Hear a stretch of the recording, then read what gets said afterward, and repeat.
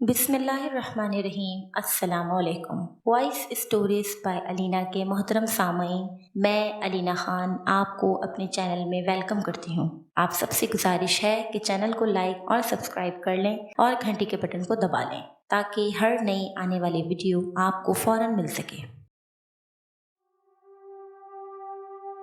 2 دن بعد میں نے منو بابا سے کہا تھا کہ مجھے چولہا کھولنے کے لیے بڑا ڈرم چاہیے۔ اس دن اتفاق سے شاہجہاں پور کے بازاروں میں کسی وجہ سے تمام دکانیں بند تھیں۔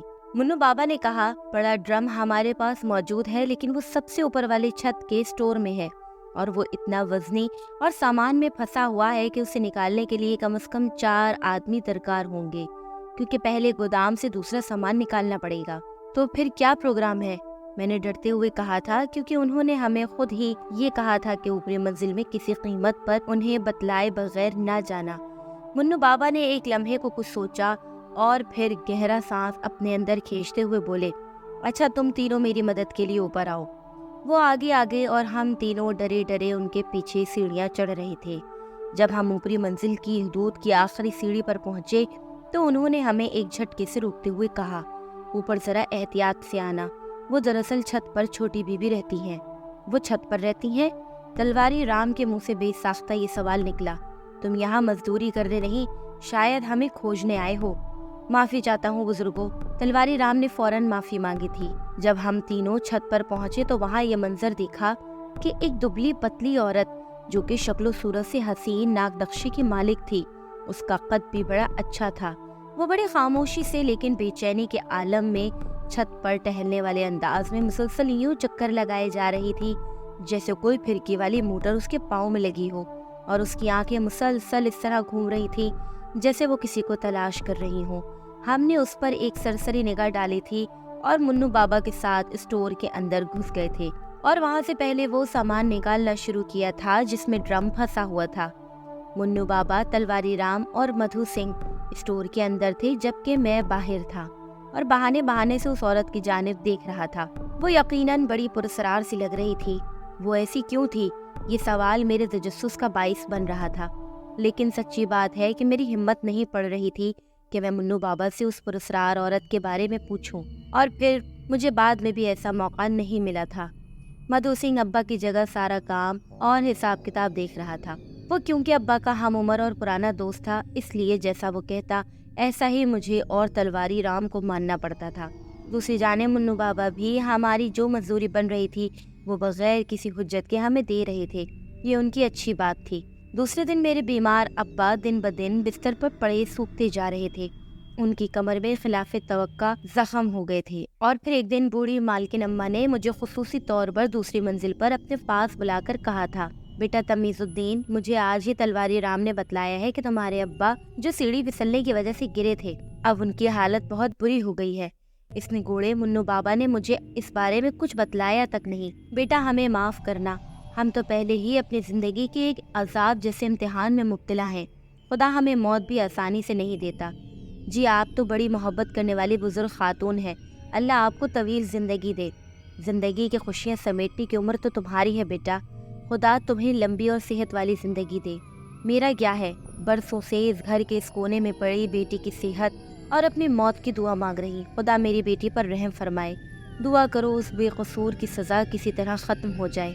انہوں نے جب اپنے منہ سے یہ الفاظ ادا کیے تھے کہ خدا میری بے قصور بیٹی کی سزا ختم کر دے تو میرے کان کھڑے ہو گئے تھے، اور پھر میں نے ہمت کر کے پوچھا تھا، یہ آپ کی بے قصور بیٹی کی سزا والی بات سے کیا مراد ہے؟ میرے سوال پر اماں مالکن نے پہلے تو چپ لگا لی تھی، اور پھر انہوں نے بات ٹالتے ہوئے مجھے کہا تھا، تم اپنے ابا کا علاج صحیح طریقے سے اچھے ڈاکٹر سے کرواؤ، اور تم اس کے لیے خرچے کی فکر نہ کرو، بلکہ ایسا کرو کہ مشہور گورے ڈاکٹر ڈینیل سے ابا کا علاج کرواؤ۔ وہ بدرپور میں بیٹھتا ہے، وہاں جانے کے لیے موٹر گاڑی کا بندوبست ہم کروا دیں گے۔ اور پھر انہوں نے منو بابا کو حکم دیا تھا کہ وہ میرے ابا کے اچھے علاج کے لیے فوری اقدامات کریں، اور ان کے حکم کے مطابق منو بابا نے ابا کو خصوصی طور پر کرائے کے موٹر گاڑی میں بدرپور لے جا کر ڈاکٹر ڈینیل کو دکھایا تھا، جو بڑا تجربہ کار اور سچ گو تھا۔ اس نے مجھے اور منو بابا کو ایک طرف لے جا کر صاف صاف بتلا دیا تھا کہ سیڑھی سے گرنے کی وجہ سے بابا کی کمر کے 2 مہرے مکمل طور پر ٹوٹ چکے ہیں، اب ان کا علاج کوئی نہیں۔ صرف موت کا انتظار ہے، لہٰذا میں صرف اتنا ہی کر سکتا ہوں کہ ان کے لیے درد کش دوائیں تجویز کر دوں۔ ڈاکٹر کی اس بات سے مجھے بڑی ذہنی اذیت ہوئی تھی، اور پھر اپنے گھر کا کام ختم ہونے، ہمارا تعلق ختم ہو جانے کے بعد مالکن اماں نے صرف میرے دل کی تسلی کے لیے شہر در شہر اچھے ڈاکٹر حکیموں سے ابا کا مہنگا ترین علاج کروایا، لیکن ڈاکٹر ڈینیل کا کہا سچ ثابت ہوا کہ ابا کا علاج صرف موت ہی تھی۔ ابا مر گئے۔ ان کے مرتے ہی ایسا لگا جیسے ہماری زندگی کے سمندر میں طوفان آ گیا ہو۔ میں اپنے بہن بھائیوں میں سب سے بڑا تھا، ساری ذمہ داری مجھ پر آ گئی تھی۔ زندگی میں آگے اندھیرا ہی نظر آ رہا تھا، لیکن خوش قسمتی سے یہ پریشانی وقتی ثابت ہوئی۔ ہوا یوں کہ ابا کی فوتگی کے چند روز بعد وہ اماں مالکن صاحبہ منو بابا کے ساتھ موٹر گاڑی میں بیٹھ کر ہمارے گھر آئی تھیں اور ہماری بہت ہی زیادہ مالی مدد کی تھی۔ وہ جانے سے پہلے میری ماں سے معافی مانگتے ہوئے بولی تھیں، ہم تمہارے خاوند کے قاتل ہیں، کاش ہم ماسٹر شبراتی کو اپنے گھر چونے پینٹ کے لیے نہ بلواتے۔ انہوں نے بار بار روتے ہوئے مجھ سے بھی معافی مانگی تھی کہ بیٹا مجھ دکھیاری بڑھیا کو معاف کر دینا کہ ہمارے گھر میں تمہارے نیک باپ کی بلا وجہ موت ہوئی۔ نہیں اماں، اس میں آپ کا کیا دوش ہے؟ ان کی موت آئی ہوئی تھی، آ گئی، اور ویسے بھی ان کی موت تو حادثاتی طور پر سیڑھی سے پھسلنے کی وجہ سے ہوئی۔ نہیں بیٹا، سچ پوچھو تو تمہارے باپ کو ایک نادیدہ مخلوق نے ہم سے دشمنی میں دھکا دیا ہوگا۔ اماں جی، یہ جو آپ کافی دنوں سے عجیب سی باتیں کر رہی ہیں میری سمجھ میں بالکل نہیں آ رہی۔ کیا آپ کے گھر میں کوئی اوپری مخلوق ہے؟ اور آپ یہ کیوں کہتی ہیں کہ خدا ہمیں موت دے دے؟ اور میں نے آپ کے گھر کی تیسری منزل پر ایک پریشان حال بے چین عورت دیکھی ہے، آخر ماجرا کیا ہے؟ مالکن اماں میرا سوال سن کر ایک ٹھنڈی سانس لینے کے بعد بولی تھیں، بیٹا تمیز الدین، دراصل ہمارے گھر کی خوشیوں کا قاتل کوئی ایک نہیں کئی کردار ہے، لیکن میں تمہیں اس گھر کی بربادی کی کہانی اپنی زبانی نہیں سنا سکتی۔ اس کی کچھ وجوہات ہیں۔ میں نے پوچھا، ایسی کون سی وجوہات ہیں جو آپ اپنے گھر کی کہانی سنانے سے گریزاں ہیں؟ بس بیٹا کچھ عمروں اور نعتوں کا فرق اور تقدس والی مجبوری ہے جو میں تمہیں تمہارے دل کے اندر اٹھنے والے سوالات کا جواب نہیں دے سکتی۔ تم ایسا کرو کہ میرے گھر کی کہانی اور اپنے باپ کی موت کا کارن منو بابا سے سن لینا۔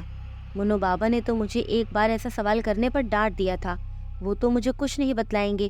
میں نے فوراً ہی کہا، بیٹا میں منو بابا کو کہہ دوں گی کہ تمہارے تجسس کو دور کر دے، کیونکہ اب وقت کا تقاضا کچھ ایسا ہو گیا ہے کہ تمہیں اس گھر کی حقیقت بتا دی جائے، کیونکہ میرا ضمیر گوارا نہیں کرتا کہ تمہیں اس گھر کی بھیانک کہانی نہ سنائی جائے جہاں تمہارے ابا کی موت ہوئی۔ تم کل صبح آنا، منو بابا تمہارے دل میں اٹھنے والے سوالات کا جواب ایک کہانی کی صورت دیں گے۔ دوسرے دن صبح کے وقت میں مالکن اماں کے گھر پہنچ گیا تھا۔ انہوں نے مجھے بٹھا کر منو بابا کو آواز دی تھی۔ وہ آئے تو انہوں نے مجھے کہا تھا، تمیز الدین تم ایسا کرو، میرے ساتھ چھت پر آؤ، لیکن پہلے تم مالکن صاحبہ کے ساتھ چائے پانی کر لو۔ چائے پینے کے بعد منو بابا نے مجھے اوپر سیڑھیوں کی جانب آنے کا اشارہ کیا تھا، اور میں جب ان کے ساتھ چھت پر پہنچا تو وہاں اس عورت کو اسی طرح بے چین مسلسل ٹہلتے دیکھا تھا۔ اس کے چلتے قدموں میں ایک لمحے کے لیے بھی توقف نہ تھا۔ میری نگاہیں اس عورت کے خبط الحواس سراپے کا طواف کر رہی تھی کہ منو بابا نے میری توجہ اپنی جانب مبذول کرواتے ہوئے کہا تھا، پہلے تو میں تم سے اپنے اس گزشتہ رویے کی معافی مانگتا ہوں جب میں نے تمہیں ڈانٹا تھا کہ تم ہماری ذاتی زندگی میں دخل نہ دو۔ میں نے کہا، منو بابا آپ میرے لیے قابل احترام ہیں، آپ اس بات پر پشیمان نہ ہوں۔ منو بابا کچھ دیر کی خاموشی کے بعد بولے، بیٹا میں کبھی کسی قیمت پر اس گھر کے تاریک گوشوں سے پردہ نہ اٹھاتا، لیکن مالکن کے حکم نے مجھے اپنی زبان کھولنے پر مجبور کر دیا ہے۔ بیٹا یہ جو سناٹے سے بھرا پرسرار گھر اور اس ٹہلتی خاموش لڑکی کو دیکھ رہے ہو، بخدا پہلے یہ ایسی نہ تھی۔ یہ تو بہت شوخ، چنچل، ایم اے پاس، پڑھی لکھی باشعور لڑکی تھی، اور اس گھر میں تو خوشیاں رقص کرتی تھیں۔ اس لڑکی کا نام رانی ہے۔ یہ کبھی نہایت خوبصورت اور دلکش وجود کی مالک تھی۔ یہ اپنی بڑی بہن پروین کے بعد دوسرے نمبر پر تھی۔ ان کے باپ سیٹھ اسماعیل کی کئی اولادیں پیدا ہو کر جوانی کی حدود کو چھونے سے پہلے ہی یہ دنیا چھوڑ گئی تھیں۔ بہرحال اس گھر میں 3 بہن بھائی رہا کرتے تھے۔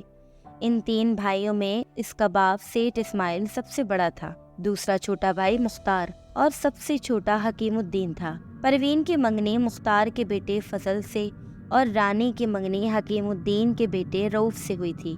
تینوں بھائی اور بھاوجوں میں اتفاق بہت تھا۔ یہی وجہ تھی کہ تینوں نے فیصلہ کیا تھا کہ اپنے بچوں کی شادیاں آپس میں کر لیں گے، اور پھر ایسا ہی ہوا تھا۔ پروین نے جب ایف اے کیا تو اس کی شادی طفیل سے ہو گئی، جبکہ رانی کی شادی اس لیے رکی ہوئی تھی کہ اس کا منگیتر رؤوف انگلینڈ میں پڑھ رہا تھا۔ اسی دوران مختار یعنی پروین کے سسر کو بمبئی میں اچھا مکان مل گیا تھا، لہٰذا پروین کو وہاں جانا پڑا تھا۔ ادھر رانی نے بھی اپنی تعلیم کو جاری رکھا تھا۔ اس کو تعلیم حاصل کرنے کا جنون کی حد تک شغف تھا۔ وہ ایم اے کرنے کے بعد کسی کالج میں لیکچرار بننا چاہتی تھی۔ رؤوف اس سے بہت محبت کرتا تھا۔ وہ انگلینڈ سے اس کو نہ صرف محبت نامے بلکہ تحائف بھی بیچتا تھا۔ رانی اپنے چچاؤں اور باپ کی چہیتی اور مرکز نگاہ تھی۔ اس گھر کے تمام باسی انتہائی سکھی اور خوشگوار زندگی گزار رہے تھے، اور پھر اس خاندان کی بربادی کا آغاز کچھ اس طرح ہوا تھا کہ ایک دن رانی کی بہن پروین کا خط بمبئی سے آیا۔